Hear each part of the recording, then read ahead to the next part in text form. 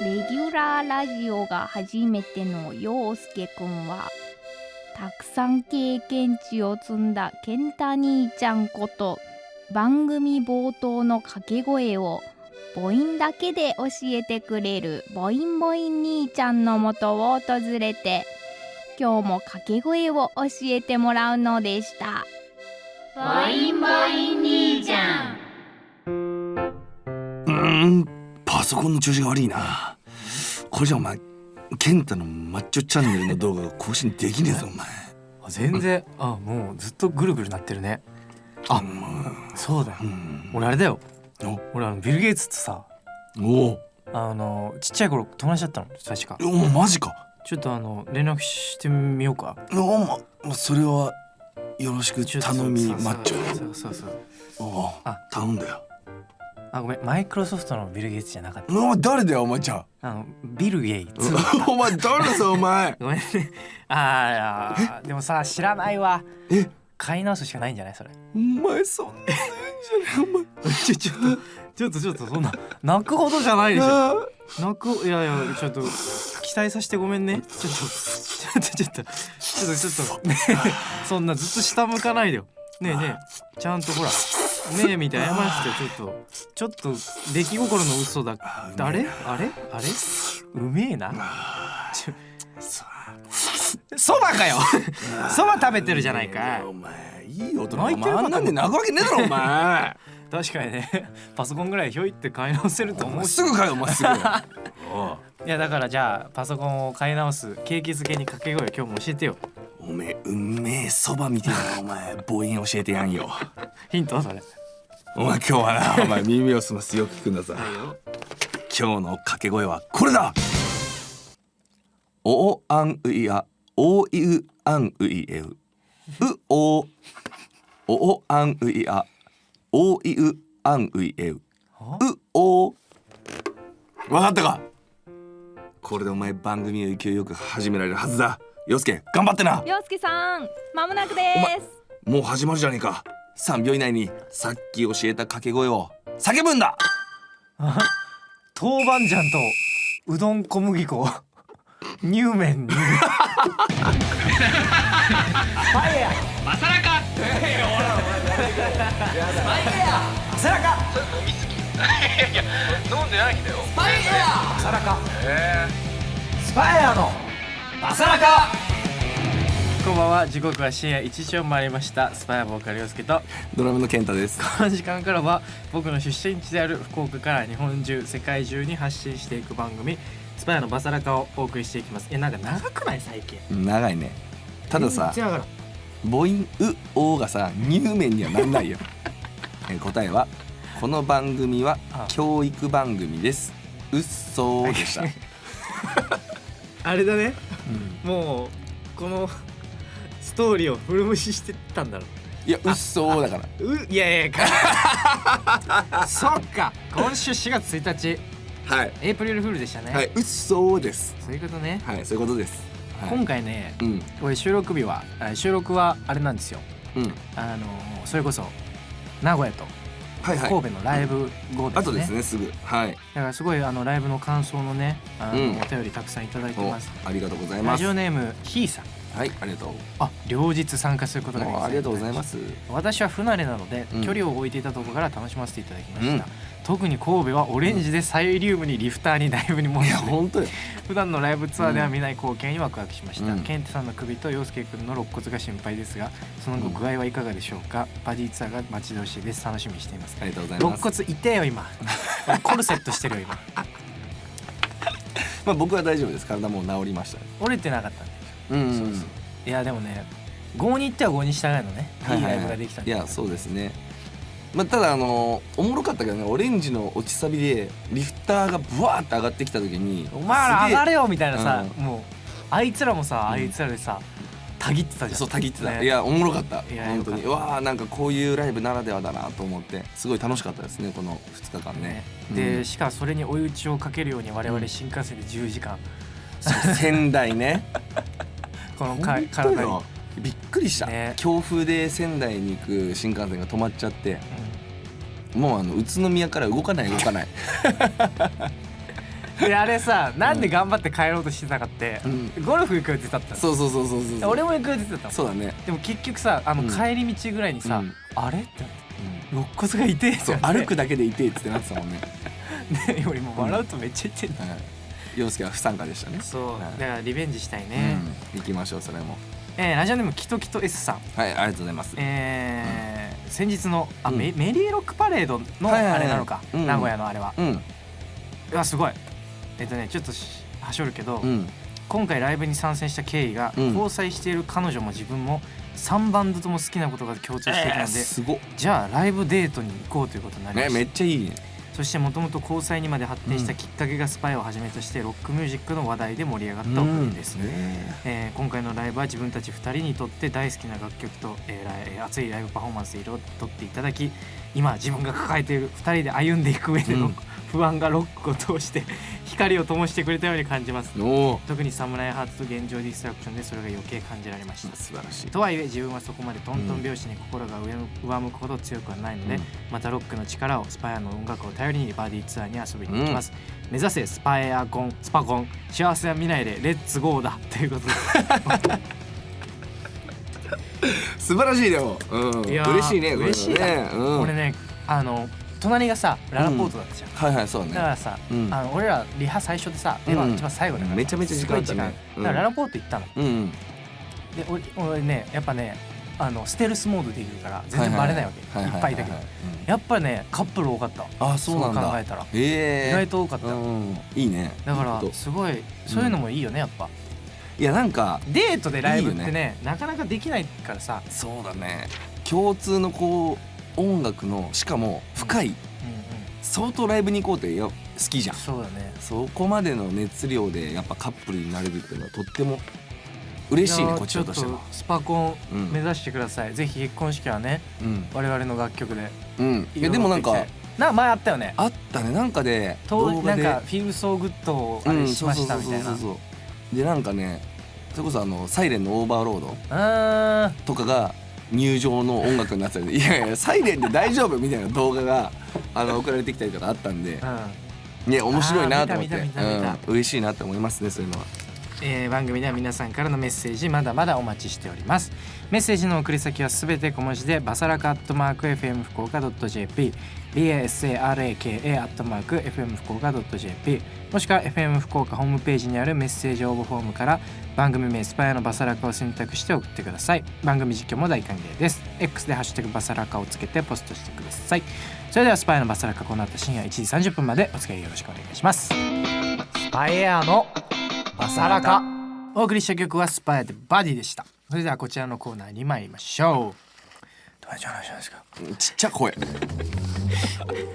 のコーナーは皆さんの周りにいる友達から聞いたことを送ってもらうコーナーです。僕たちは決してあんたの話でしょうなんてことは言いません。ぜひ友達から聞いた恥ずかしい話を教えてください。ということで今週もいただいております。ラジオネームはるさん、ありがとうございます。よすけくん、けんたさん、こんばんは。こんばんは。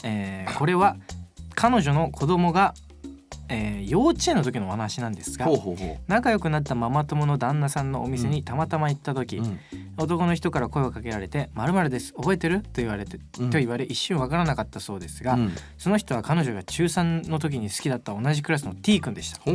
なんとママ友のお姉さんと結婚していたそうなんです。T 君だと気づいた瞬間、彼女はバレンタインチョコを T 君の家まで渡しに行って、手紙で告白したことを思い出したそうです。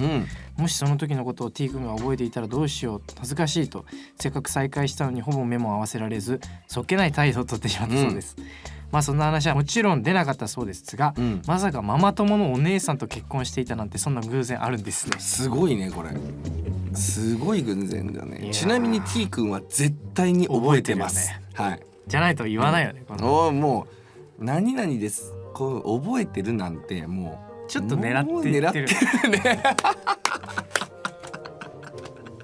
これよくないよ。よくないよ。もうなんか最近よくないなんかね、既婚の男性の話多いよね。多いな。浮ついてんだろうね今。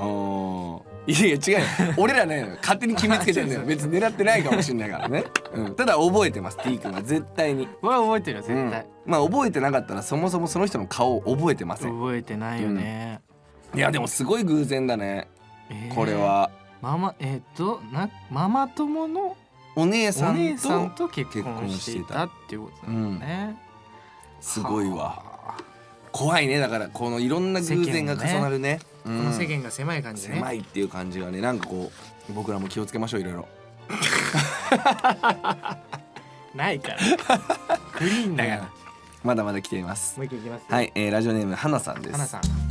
友達が高校生の時、はい校内の球技大会がありました。お1年生の友達はバスケットに出場しました。うんまずは3年生と対戦でした。球技大会が苦手な友達はとても緊張しておりました。ギャラリーを見ると知っている顔もあり、憧れの先輩もいました。それを見てさらに緊張です。試合は始まり、友達はボールよ来ないでと願っていました。しかしバスケットはそうはいきません。パスが飛んできました。受け取った友達はすぐに味方へパス。しかしすぐにまたボールが戻ってきます。仕方なく必死にドリブルで敵をかわし、気づくと目の前にゴールリングが見えました。あ、シュートが打てるとシュートを打ちました。入りました。やったーと喜んで振り返ると、敵のチームも喜んでいました。決めたのは見事なオウンゴールでした。憧れの先輩の前でオウンゴールを決めてしまい、恥ずかしさのあまり白目になった友達でした。一瞬凍りついていたチームメイトも試合開始早々の見事なオウンゴールに拍手で笑いに切り替えてくれました。とてもありがたかったです。ちなみに試合は完敗でした。まあある。じゃあさ、ドリブルで敵をかわしって味方をかわしてたのかな、もしかしたら。いや敵が避けてくれてたんだと思う。かわしてなかったんだ。そう入れてって思ってたんじゃない？どっち行くんだみたいな。そうでもね、バスケのねオウンゴールって結構あるのよ。マジ？なんか取り合ってる最中に押し込んじゃったとか、でまあバスケって開始早々だとそんなにこう点の比重大きくないから、まあね、まあだからすごい笑いに変えてくれてよかったですね。これはこれが2点差で負けてたらすごい悔しいけど、完敗っていうところにもうどうしようもなかったっていう。そうだって1年生で3年生と対戦してるでしょ。だいぶ差があるから負けゲーだよね。だからそういうこともありますよね。負けゲーでなんかこう、あれなんだろうね。だからこう校内で親睦を深めましょう的なノリだったの、球技大会。きっとそうです。いい思い出なんてよかったなっていう話ですよ、これは。でもまあなんかあるよね、こういうさ、好きな人が見てたりするとさ、いいとこ見せたくなる。でも大丈夫、多分可愛いってなってるから。なってる。そっか、先輩が憧れの先輩だから、可愛いってなってるよ。大丈夫です。花ちゃん可愛いな、あいつ。そうなってます。大丈夫です。ということで、こんな感じで皆さんが友達から聞いた話教えてください。僕たちは絶対あんたの話でしょなんてことは言いません。ぜひ友達が言っていた恥ずかしい話を教えてください。皆さんが友達から聞いた話をお待ちしております。それでは今日はラジオネーム花さんの友達の話からこちらを選曲しました。ワンズで世界が終わるまでは。スパイエアのマサラカ。お送りした曲はワンズで世界が終わるまではでした。陽介健太のお悩み相談。この時間からはリスナーの皆さんから送られてきたお悩みに答える陽介健太のお悩み相談です。今週もたくさんお悩みが届いております。ラジオネームさやかさん。ありがとうございます。健太さん、陽介さん、こんにちは。こんにちは。最近中山きんに君さんの YouTube、下腹部&首で10種目10分間を見ながら筋トレをしているのですが、ストレッチ&クランチをしているとどうしても腰が反ってしまい、先日腰を痛めてしまいました。そこで相談ですが、腰を反らせないためにはどこを意識すればいいでしょうか。また痛めてる時に行ってもいい筋トレはありますか。よろしくお願いします。完全に筋トレのお悩み来たね。筋トレのお悩み来たね。まあね、あるあるなんですよこれ。反り腰って言ってクランチだから浮かせるやつだよね。そうで基本的にその腰を前傾させない、だからじゃあ後傾か、お腹が落ちないようにしなきゃいけないでしょ。そうってやってると結構ね腰を反っちゃうんだけど、これ難しいね。でもさ、膝ついていいでしょ。そのさ、負荷は減っちゃうかもだけどさ、痛めてできなくなるよりかはさマシじゃない？多分ね膝もついてもできるし、単純にでもね反り腰はね癖なんだよね結構。でいろんな種目で反り腰になっちゃうから結構腰に負荷がかかっちゃって、腰が反ってしま人の特徴として腰を反らなきゃっていう意識が強すぎるのと、あとなんかねこう多分ね骨盤が前傾しやすい人なんだと思うのね。その柔らかいっていうか前にだから骨盤が前傾すると反り腰になるから基本的にそうね、後傾するとこう猫背みたいになるんだけど、なんだろうな自分の体重をちゃんと感じながらやると割と反り腰ってなくなってくんで、このなんか変に力を入れてバランスを取るんじゃなくてバランスの取れる場所にちゃんと腰を置く、なるほどね。そうすると多分反り腰とかなくなってくだからライザップの CM のビフォーの体勢にならないようにすればいいのか。そうあれはもう相当多分ね厳しいそうの最初のうんあれ相当反り腰だもんね。それじゃない後傾してるから猫背にしてる。猫背にしてる、でもそのアフターの立った時さ、うんこうなるからさ腰がさ、それはね後傾してる。反り腰はそれこういうこと？そう姿勢をまっすぐにしてはい。ケツを後ろにギュッてこう肩甲骨とケツがくっつく感じ、こうくっつける感じ。そうそれ反り腰。これがね。それで筋トレをすると結構ね腰をやるから。はい。でもなんか見た目その反り腰じゃないとダメみたいな見た目なわけよ、その基本フォームが。そうだよね。なんだけど反り腰ではないわけあれは。ちゃんと重心をそこの腰にまっすぐ乗せる意識っていうか、で結果反り腰っぽく見えるけど力を入れて反っちゃうと痛めちゃうって感じ。なるほどね。じゃあどうしたらいいの？まずだから力を入れない。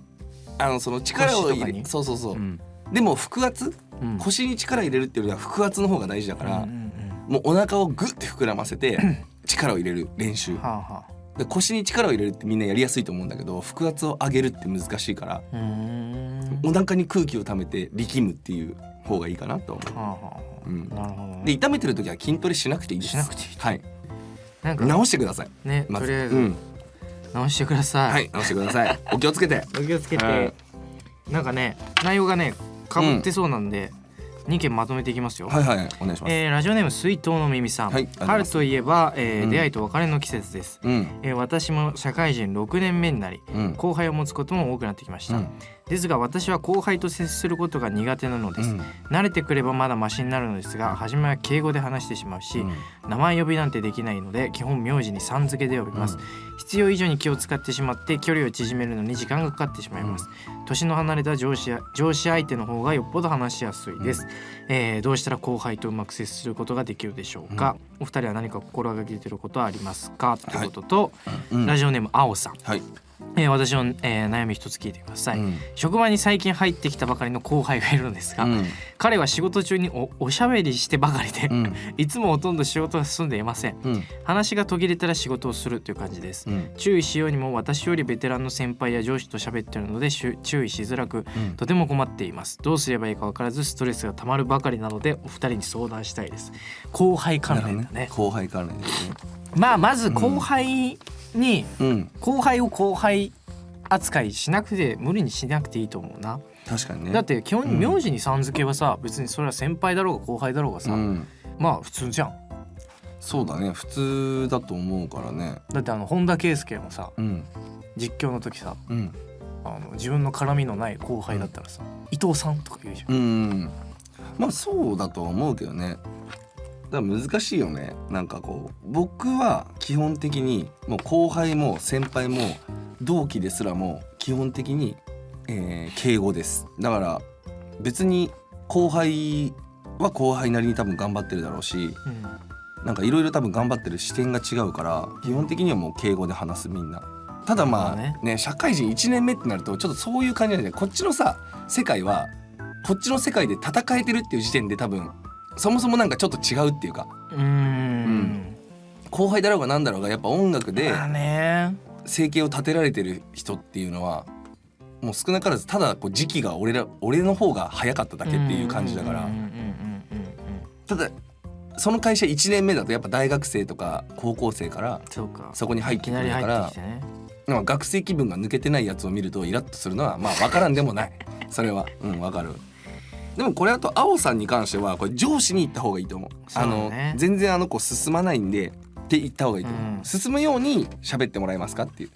喋らないでくださいって言うとちょっと違うから、逆直接この子に言っちゃってそのねベテランの先輩上司にちょっと、いじめんなよみたいな感じになるのもね、なんか尺だろうし、スイートのミミさんはも別にう、縮めなくてもいいんじゃない？だってさ他人だべ言うてそうだ、仕事上こうちゃんとそのノルマがこなせるのであればいいんじゃないかな普通に、仕事に支障がなければ全然いいと思う、もう単純に先輩と後輩っていう、それをなんか友達みたいにしなくてもいいと思うな、なんか敬語で話せてる時点で嫌われることはないだろうし、俺みたいに途中でタメ口になって、怒られることはたまにあるけどさ、あるんだ途中そうなんだ。いやでもねしょうもない年上だよ、そういうのああなるほどねなるほどねなんだよお前君タメ口でみたいな、もう大丈夫ですよ。大丈夫と思います、しっかりしたこう社会人としてスイートのミミさんはね、やれてると思うので、そのまま全然そうだね、近くなったら勝手に距離は近くなるかなっていうぐらいでいいと思います。なんかこう日頃から何かを頑張るとかよりかは、そうだね、なんかそういうきっかけがあった時にちょっと話してみるとか、でちょっとタメ口で聞いてみるとかね、そこで、それぐらいでいいと思うね、まあでもこう4月っぽいお悩み、4月っぽいお悩みですはいいいと思います。頑張ってください皆さん。ということで番組では皆さんからのお悩みも募集しております。小さなお悩みから大きなお悩みまで幅広く募集しておりますので、気負わず送ってみてください、皆さんからのお悩みお待ちしております。スパイアのバサラカお送りしているのはスパイアで青ライブバージョンです、今日はこの曲に乗っかりながらのエンディングです、ということでなんか久々かな、久々感あるなラジオ。収録が久々だからじゃない？なんか喋りが分かんないくなってる、まあでもやっぱね生の方が喋りやすいよね。なんかね楽しいよね。そう、あれはあれの良さもあるし、やっぱまた生をやりに行きましょう。だから、すごい今日収録喋っちゃってるもんね、めっちゃ喋ってんね。ね、いっぱい喋ってるはい、ということでなんていうお知らせものでございます、現在新曲バディが各種音楽配信サービスにて配信中です、この曲を引っ提げて今年5月から7都市での全国ツアースパイアツアー2025バディの開催が決定しました、福岡公演は5月17日土曜ゼップ福岡です。そして、会場限定 CD バディの発売も決定しました、バディに加え2024年リリースのオレンジと青を冠した、全国ツアーよりタイトル楽曲2曲のライブ音源と映像も収録しております、さらに全国のローソンミニストップロッピーにて、ロッピー限定スパイアオリジナルマフラータオル付き CD の発売が決定しております、現在予約受付中です。お願いします、そして7月19日土曜日にはナンバーショット2025にも出演決定しております。はい、お願いします。こちらのボセモンステージでの出演なので皆さんナンバーショットもお楽しみにしていただければと思います。今日もたくさんのメッセージありがとうございました。番組では皆さんからのメッセージをまだまだお待ちしております。メッセージの送り先はすべて小文字でバサラカ@fm福岡.jp basaraka@fm 福岡 .jp です。もしくは FM 福岡ホームページにあるメッセージ応募フォームから番組名スパイアのバサラカを選択して送ってください。番組実況も大歓迎です。X でハッシュタグバサラカをつけてポストしてください。そしてこの番組は YouTube や音声配信サービス Spotify やラジコでポッドキャストも公開中です。再編集版の番組本編や番組収録前のアイドリングトークなども配信してますし YouTube の方では字幕付きで多言語翻訳も対応してますので世界中のお友達にどんどんお勧めしてください、ということでこの時間のお相手はスパイアボーカル陽介とドラムの健太でした。それではまた来週。